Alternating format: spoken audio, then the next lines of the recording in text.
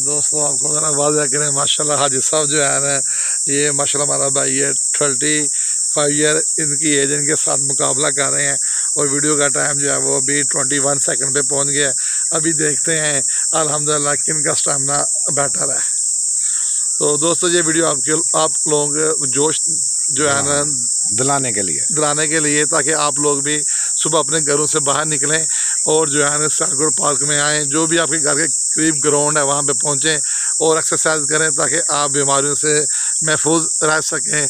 और जो है ना आपके सामने ये दूसरी साइड पे भी सारे एक्सरसाइज कर रहे हैं और यहाँ सियालकोट में ये सियालकोट गिरिजन पार्क में है।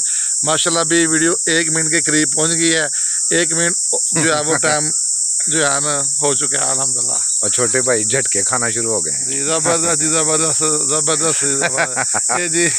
ये जी जो हमारे भाई थे वो 1 मिनट 10 सेकंड तक रहे हैं और ऐसे में भी 1 मिनट और 18 सेकंड हो चुके हैं जी। ज़बरदस्त जी, वेरी गुड।